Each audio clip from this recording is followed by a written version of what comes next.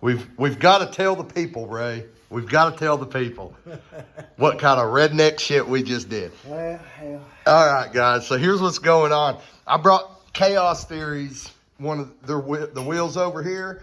We were going to see if we could swap them out on the Nova, if they would fit. We've not got to that point yet, because what happened was we had the wheel almost all the way off, but one freaking lug nut had seized on the stud, and it had stripped the knurling, whatever out on that stud. So the stud was just turning in here. Well, we couldn't get the wheel off, obviously. So what we had to do is come up with some way to cut that stud from the backside. So a little redneck ingenuity. Ray had a piece of all thread. We took a piece of all thread and used a nut and a washer on each side with a little, what are these, 3-inch cutoff wheels? Yeah. Yeah, with a 3-inch cutoff wheel. Found a piece of tubing to slide on here. And that let us get this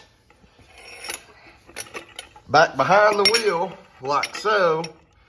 And then I took some gloves and I guided this with the tube. You can see what's going on there. We cut the stud off while Ray worked the drill.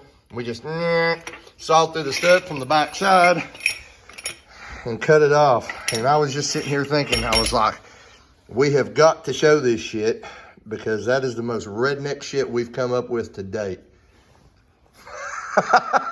But it worked. Zipped it right off. Oh, God. So if you get a lug nut seized up on your stud and backed out about halfway, and it pulls loose in your axle there, or pulls loose in your axle, there you go. There's your little contraption you can rig up. That's good. These 5-spokes are good for, instead of using solid wheels. Yeah. If we'd had solid wheels on this thing, we'd have been fooked. But yeah, there you go, guys. I mean, I'm sure they make a cutoff tool that's long enough to do the same thing.